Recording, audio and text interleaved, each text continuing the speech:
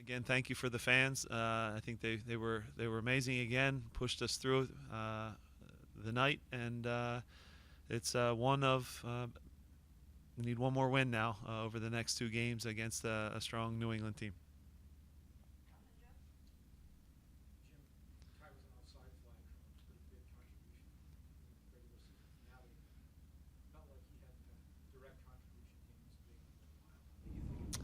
Yeah, Kai was excellent. He played a great game. Got forward, gave them problems. The one touch ball and the goal there that he sets up was really really good. Defended well. Um, because of the uniqueness of the format, when we go up 2-0 and Carlos Gil has to come off, they went all out attack. So for our back line and Kai included now, it's basically a 4-2-4 they're playing against because why not? They have nothing to lose. You don't get punished if you lose 8-0.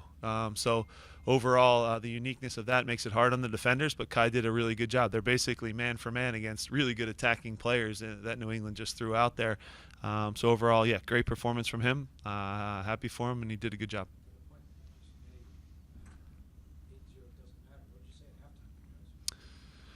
At halftime, we just talked about more of the same. Play like it's 0-0. Play with the same, intensity of the playoffs. It's a good reminder. We're still a good team. We can beat anybody. Don't forget about us. And overall, we're a tough out. When this group plays in elimination games, whether it's Champions League, whether it's Leagues Cup, whether it's playoffs, we don't fold and just lose. We're a team that's tough to play against. So this format, it suits us.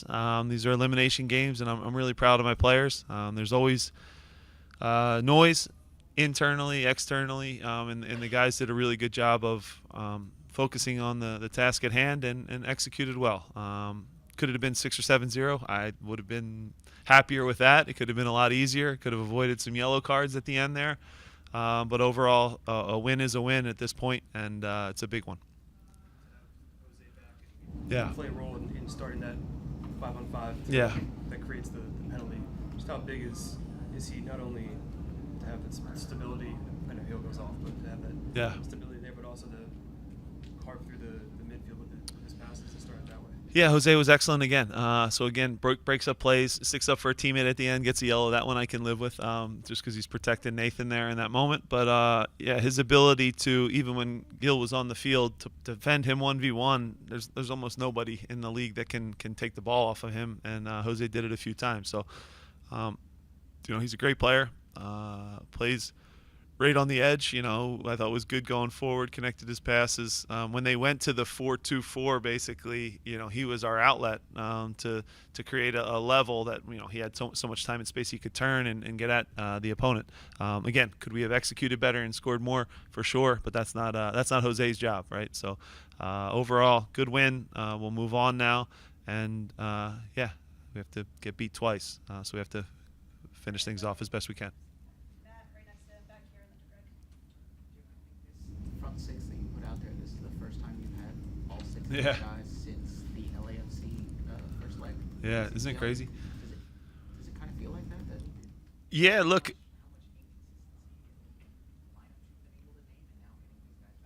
Yeah, that helps. So you guys know, and I've said it, and I stick with it. We're a 4-4-2 diamond, and when our best guys are on the field, we're really tough to play against. I think we had that, though, like you said, not much this year, only a couple times. So maybe the continuity that we had last season isn't there. Injuries, suspensions, too much load for guys because of the, was this our 50th game? I think it was our 50th, so 49. Okay, we're getting there. But yeah, so that part means they weren't all on the field together. So that part was challenging. But when you get them going, the familiarity, the relationships, it can be fun to watch. We weren't perfect by any stretch tonight at all. But I still think we left 4 or 5 goals on the table there and could have really had the scoreline look different, which wouldn't have mattered actually anyway. He wins 8-0 or 1-0, it doesn't really matter. Was the decision made to hold Jacob out of the game to manage the sports hernia and wait for and hold him for game 2? Yeah, I guess I'll break the news. Unfortunately, it's gotten to the point where Jacob has to have a surgery, and that will take place on as of right now Tuesday. So to our fans, to the people that don't realize, he's played through one of the more painful injuries you can have in this sport, just because the kicking, everything that goes along with the jumping, the change of direction, playing a center back position where you have to hit long diagonals. He's played through about as much pain as you possibly can, and you can tell when a player comes in and we have that kind of final talk where surgery is probably the smartest thing to do at this stage. So he gives everything for the badge. Left everything he could on the field this year, but unfortunately, the pain has gotten to a point where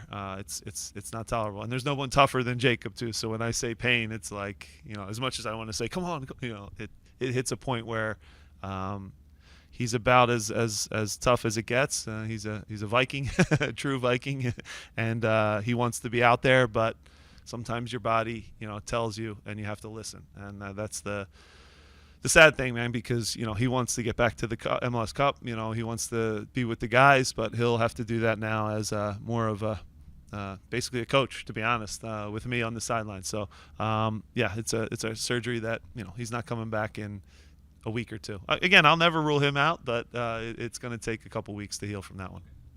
And in terms of injuries, keeping up on that topic, Julian, how is he doing? Obviously, you took him off. Yeah. Is it precautionary in a way? Yeah, I mean, look, he felt it a little bit. He just said it felt not normal when he made a run in the second half. You remember when he stayed down, and he gets in at halftime. He's a competitor, so he kind of talks me into letting him stay out there. I'm hard on him and saying, you better be telling me the truth. We need you to be able to, run and press and fight. And he got to a point in the second half where it didn't feel completely right. The good thing is we have 10 days now till the next game, so he'll have some time to recover. I don't think it's serious, but he just called it. It didn't feel normal, you know what I mean? So I don't want to speculate too much, but he had a little bit of a hamstring issue, we'll call it, and he's a quick healer, though. I think he'll be back for the next game. In terms of that preparation, I guess also Ty was not listed, and leading into the 11th race, will you be utilizing that turf field outside, preparing for New England? Yeah, so that's always a question I leave open to the players. We have the option now to be on the turf field out there, which is a good one. The players will tell you they don't want to train on the turf because it's horrible on their body and it makes them sore and it's difficult. But for getting used to the surface, I think we will spend a day or two out there. Every time we play in New England, it rains as well, so we might as well wet it and get used to the fastness. I just make up a word. The quickness of the turf and the ball getting on top of you quickly. So we have time to prepare. We'll heal up. We'll go again. It's going to be tough. New England's a really good team, and like I said, we had a good performance, but we still have things we can improve on. But overall, again, don't forget about this group. We can still beat some teams. That's for sure. And Ty? Ty picked up a little bit of an injury, and also he has national team duty coming up because of the situation over there. They're going to have to play 4 games in pretty quick succession. So minor injury that kept him out of training for a day or two, but I think he'll be okay, and probably will not probably he'll definitely join his national team coming up here in the window. Their window is going to have 4 games, not 2. I don't know if I'm breaking news there, but I don't want to get in trouble. But they're because of the situation there, the 2 games that they had postponed are coming, and national team, we're not going to prevent guys from going to that. Thank you. Yep. Thanks.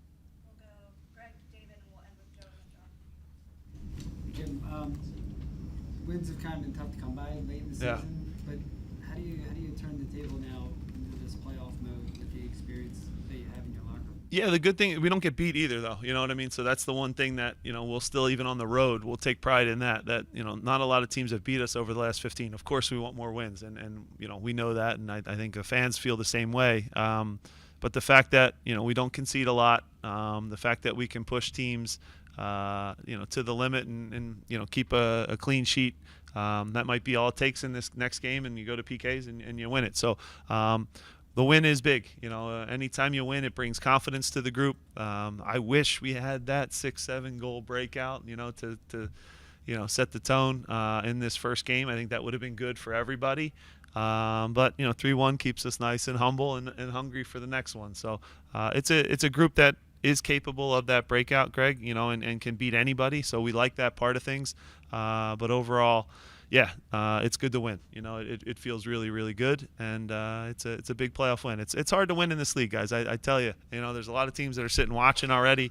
It is really difficult, and our group has found a way now pretty consistently through the years now to get these playoff wins, and they feel good. We don't really celebrate them anymore, which is kind of sad, but this was a good win. Hey, Jim, coming into this game tonight, do you feel like there was more added pressure on you guys knowing what the city just went through with the Phillies losing the NLCS? Do you feel like there's more pressure on you guys now? I mean, look, I'm the biggest Phillies fan in the world, but to relate the two is we have nothing to do with each other. You know what I mean? So even the other day, and I love Marcus Hayes, Jonathan. I'm not taking a shot, but literally the headline of the Inquirer, and I read it, and I just went, "What in the world?" It was, I'm paraphrasing, but it was essentially, Phillies lose, don't have what was the word? Maybe marbles, or I don't even know what the word was, but just like the Sixers. And I'm like, whoa, how did the Sixers get drug into this loss? You know what I mean? So we all are from the same city. We all want what's best. We all,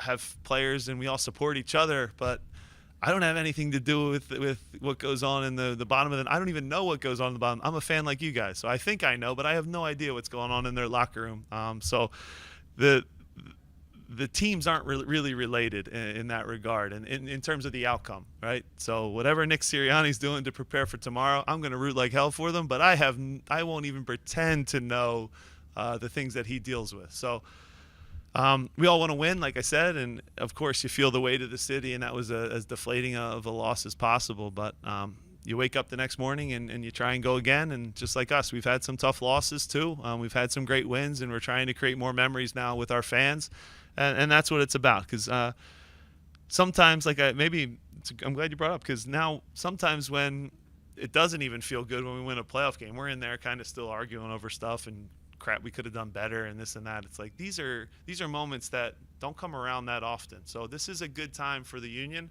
and I hope we all remember it, embrace it, and if we get behind this team, we can beat anybody. So I think we have that already with our fans, but sometimes when the negativity creeps in, I kind of go, I don't know, Phillies, the Sixers have played one game and they're getting thrown under the bus by Jonathan's boys at the Inquirer, So it's tough. It's a tough city in that way. I love the city and I love the pressure, but at the same time, it's like relating the two is tough. Sorry for that, but that was a ramble by me. Sorry. That was the last one too. Oh, okay. The Jacob injury. Now that you have your two center backs, Yeah. not much insurance behind them. Yeah. How important was it for them to put in a clean 90 tonight? Really good from Damian. Jack too, big plays. Again, I can't tell you guys enough. Like when we saw Bobby Wood coming into the game, we're going, wait, they just took out, we're up 2-0. They go all out attack, and I'm going, how are they going to line this up? Because there's not really there's not a midfielder in that front four at all that can drop deeper. And I'm going, oh my God, this is going to be unique for sure, and that's part of the new format. So the guys now have to deal with a front four that's just going to be out there to try to make a play and score a goal, and that's hard to play against as a center back. And I thought Damian was excellent. He can go 1v1 against anybody. I still will speak to what he did against the Atlas kid, the Quinones kid, who's now, tearing up the Mexican League. And the job that Jack did, they can be 1v1, which is unique for our center backs. They can do that. We miss Jacob's leadership for sure, but those guys did a great job. And I'm happy for the back line. Should have kept a clean sheet if Nathan didn't decide to get cute there, but that's the coach and me being critical. I wanted to clarify something on Ty, just because the math isn't right, and I'm sure you directly probably didn't talk to me as really FA, but Ernst might have. The report dates the 7th, 6th? Honestly, I've seen the email. I know he's been called in. So the timeline of making the next game, I'm not exactly sure. I want to say right after that game, but I'm not positive. So But yeah, he's healing up. It's not a major injury. I don't think it'll keep him out of much further. Hopefully, he even trains with us before he takes off. All right. Thanks, Jim. Thanks.